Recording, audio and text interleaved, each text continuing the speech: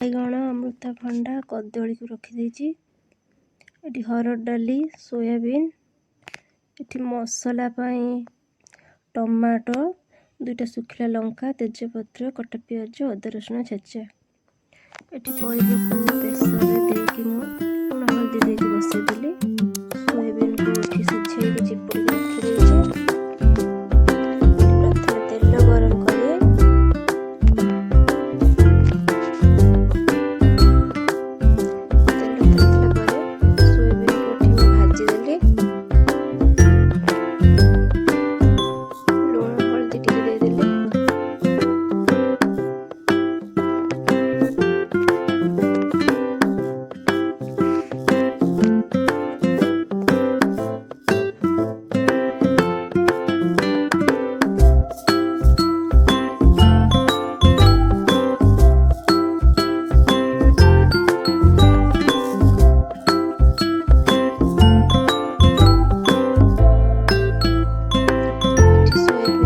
ହେଇଗଲାଣି।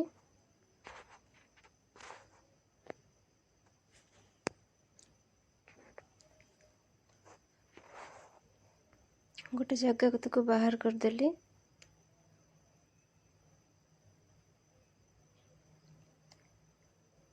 ତାପରେ କଢ଼େଇରେ ସୋରିଷ ତେଲ ଦେଇଦେଲି।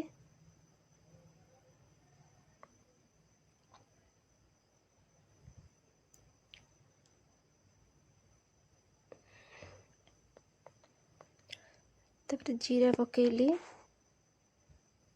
2ଟା ଶୁଖିଲା ଲଙ୍କା,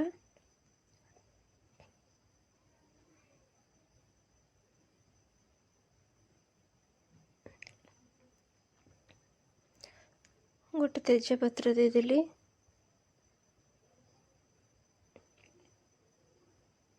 କଟା ପିଆଜ,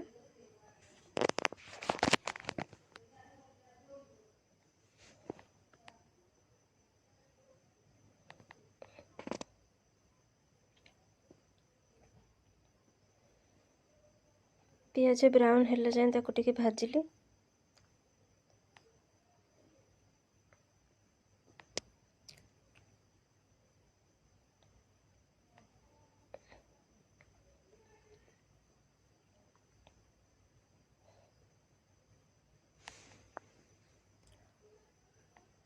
ପିଆଜ ଏଠି ବ୍ରାଉନ୍ ହେଇ ଆସିଲାଣି।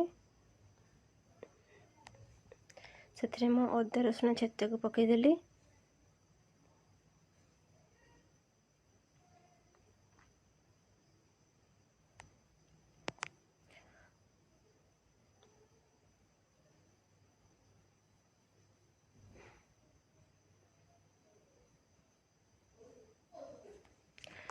କାଶ୍ମୀରୀ ଲଙ୍କା ଗୁଣ୍ଡ, ହଳଦୀ ଗୁଣ୍ଡ, ଲୁଣ,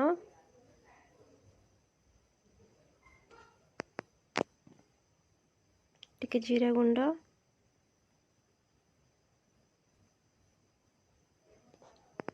ତାପରେ କରି ପାଉଡର, କଟା ଟମାଟୋ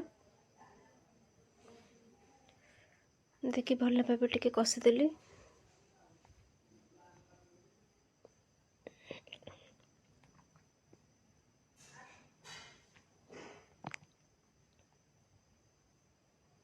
ମସଲା ଏଠି ଲାଗି ଯାଉଥିଲା, ତାର ଟିକେ ପାଣି ଦେଇଦେଲି।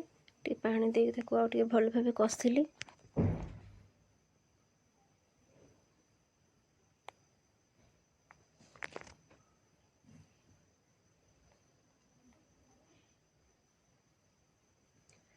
ଏଠି ମସଲା ପୁରା କଷି ହେଇଗଲାଣି।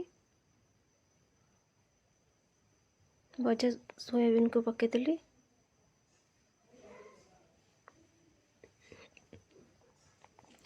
ସୋୟାବିନ୍କୁ ଟିକେ ଭଲ ଭାବେ କଷି ନେଲି।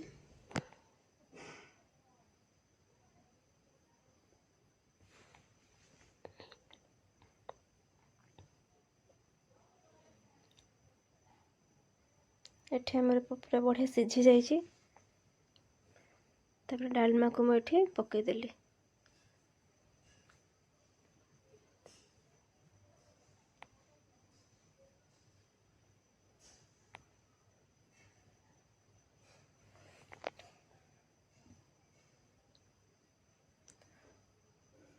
ତାକୁ ଗୋଳେଇ ଦେଇ ଟିକେ ଫୁଟିବା ପାଇଁ ଛାଡ଼ିଦେଲି।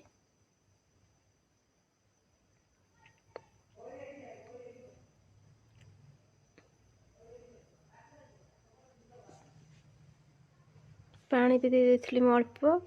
ତାପରେ ଘରୋଇ ଗରମ ମସଲା ଦେଇକି ତାକୁ ଗୋଳେଇ ଦେଲି।